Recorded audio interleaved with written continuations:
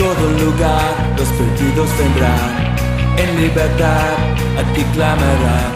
Llevaste la cruz, moriste, vivo estás, mi Dios, a ti mi vida te daré. Vamos a ir al Evangelio según San Mateo capítulo 15. Evangelio según San Mateo capítulo 15. Y es molesto ese zumbido, ¿eh? Gloria a Dios. Capítulo 15, versículo 21 al 28 de la palabra de Dios. Leemos en el nombre del Padre, y del Hijo, y del Espíritu Santo. Amén. Saliendo Jesús de allí, se fue a la región de Tiro y de Sidón. Y aquí una mujer cananea que había salido de aquella región, clamaba diciendo: Señor, Hijo de David, ten misericordia de mí. Mi hija es gravemente atormentada por un demonio. Pero Jesús no le respondió palabra. Entonces, acercándose, sus discípulos le rogaron diciendo: despídela, pues da voces tras nosotros. Él respondiendo dijo: no soy enviado sino a las ovejas perdidas de la casa de Israel. Entonces ella vino y se postró ante él diciendo: Señor, socórreme. Respondiendo él dijo: no está bien tomar el pan de los hijos y echarlos a los perrillos.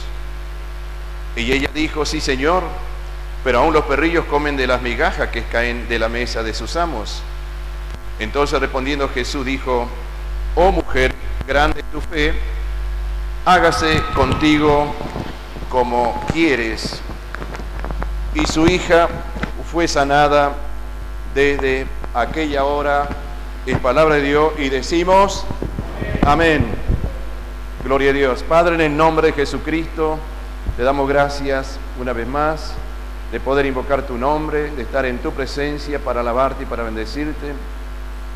Nos apretamos, Señor, a oír de tu palabra, a recibir el consejo y el alimento para nuestra alma y nuestro espíritu. En el nombre del Señor Jesucristo te damos gracias, Señor. Y la iglesia dice amén y amén. Y a su nombre, bendito es el Señor. Tomen asiento, por favor. Gloria a Dios. Ahí está. Quiero historiar un poquito acerca de esto y luego vamos a desarrollarlo. Espero no ir muy lejos.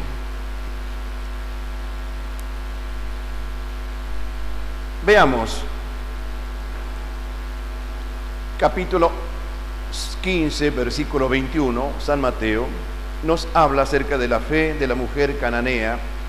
Otra versión u otro libro como San Lucas o San Marcos dice la mujer sirofenicia, que es exactamente lo mismo. Vemos nosotros acá, luego de una arenga muy fuerte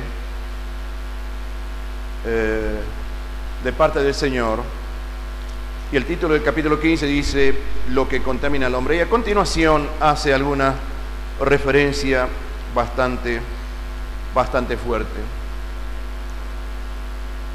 Hay un reclamo de parte del Señor a quienes habían oído y habían escuchado y recibido mensajes, beneficios, milagros, prodigios, maravillas de parte del Señor. Les habló acerca de la contaminación, ya saben. Y entonces dice que saliendo Jesús de allí, por eso es que hacemos mención, Él sale de esa situación, Él sale de ese lugar que estuvo hablando con esa determinada multitud que se agolpaba allí ante su presencia. Y dice, se fue a la región de Tiro y de Sidón. Y estos son lugares aledaños, podríamos decir como orilla, cerca de la frontera de lo que sería el territorio israelí, más bien incursionando en algunas franjas de territorio extranjero. Tiro y Sidón obviamente tenían esa condición. Y aquí tiene una reminiscencia, tiene un recuerdo, tiene una acotación al respecto. El capítulo 2 de San Lucas, vamos a ver ahí, versículo 32, capítulo 2 del Evangelio según San Lucas.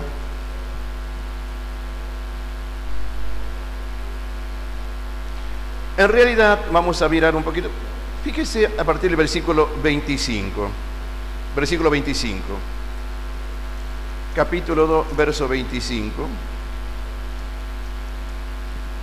Y aquí había en Jerusalén un hombre llamado Simeón, y este hombre justo y piadoso esperaba la consolación de Israel, y el Espíritu Santo estaba sobre él, y le había sido revelado por el Espíritu Santo que no vería muerte antes que viese al ungido del Señor.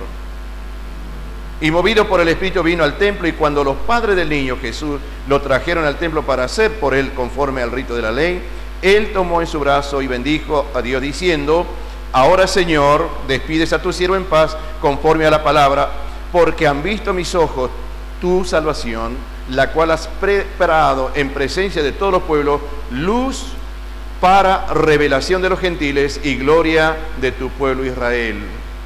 Ahora nosotros vemos ahí una razón por la cual incursionó el Señor en aquellas regiones. Estos que estaban escuchando y estaban recibiendo, digamos, la presencia del Señor, eran gentiles, no tenían nada que ver con el pueblo de Dios.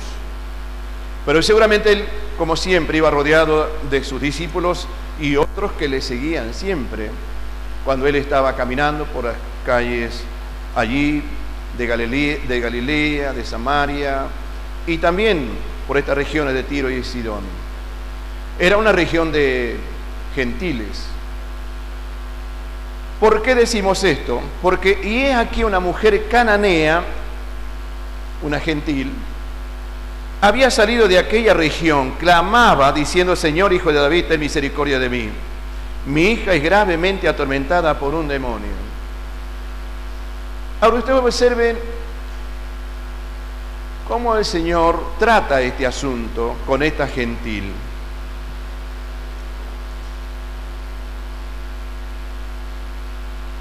Había una contrariedad, una contradicción en el pueblo, la multitud que aparentemente se acercaban simplemente para espiar, para curiosear de alguna manera, a ver si era cierto lo que se decía, qué hacía o qué no. Entonces en Hebreo 12, 1 al 3, por eso le dije vamos a hacer una pequeña historia. Hebreos 12, 1 al 3, quiero que vea conmigo. 12, 1 al 3.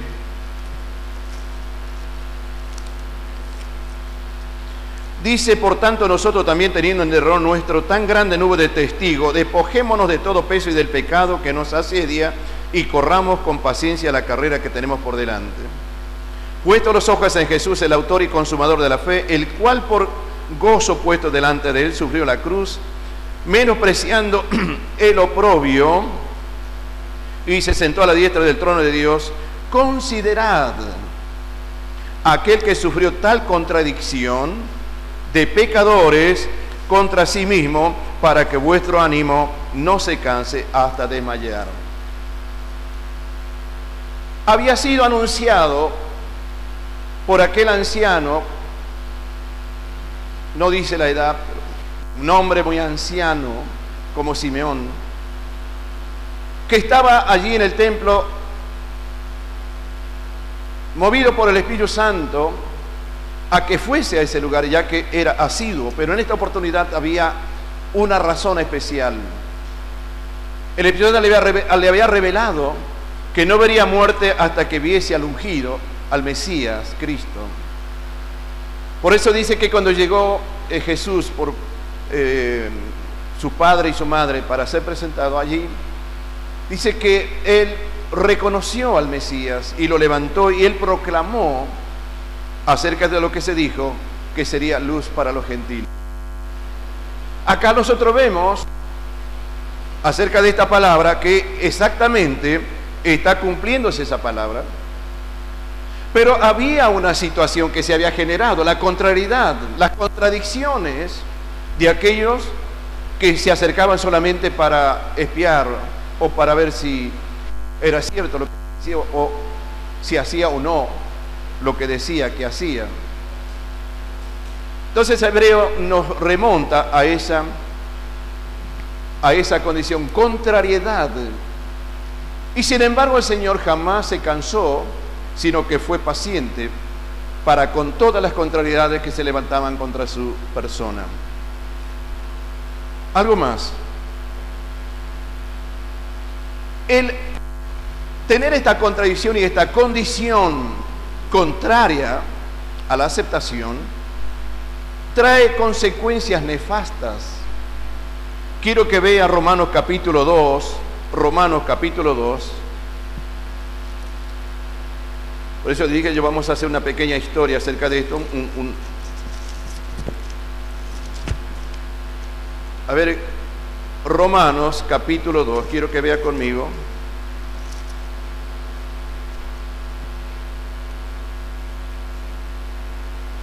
Verso 1 al 16, quiero que vea conmigo. Por lo cual eres inexcusable, oh hombre, cualquiera que seas tú que juzgas, pues en lo que juzgas, a otro te condenas a ti mismo, porque tú que juzgas, hace lo mismo.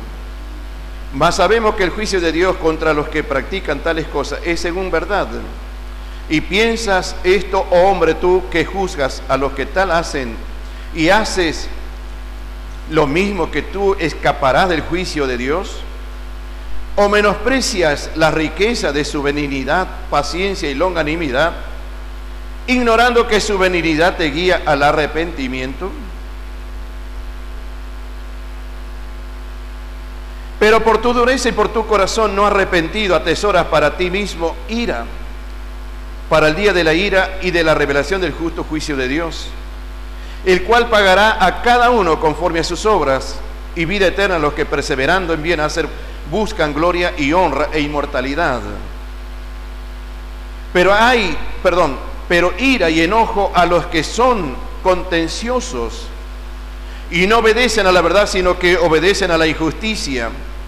Tribulación y angustia sobre todo ser humano que hace lo malo, el judío primeramente y también el griego. Pero gloria y honra y paz para todo el que hace lo bueno, al judío primeramente y también al griego. Porque no hay acepción de personas para con Dios, porque todos los que sin ley han pecado sin ley también perecerán, y todos los que bajo la ley han pecado por la ley serán juzgados. Porque no son los oidores de la ley los justos ante Dios, sino los hacedores de la ley serán justificados. Porque cuando los gentiles que no tienen ley hacen por naturaleza lo que es de la ley, estos, aunque no tengan ley, son ley para sí mismos, mostrando las obras de la ley escritas en sus corazones, dando testimonio de su conciencia y acusándoles o defendiéndoles sus razonamientos, en el día en que Dios juzgará por Jesucristo los secretos de los hombres conforme a mi evangelio. Entonces, hay un atesoramiento, o sea, atesorar, recibir en su corazón una consecuencia que será lamentable, porque dice que van a atesorar ira para el día de la ira. ¿Cuál es esa ira? El enojo de Dios. La ira de Dios por rechazar a su Hijo amado Jesucristo. ¿Me explico?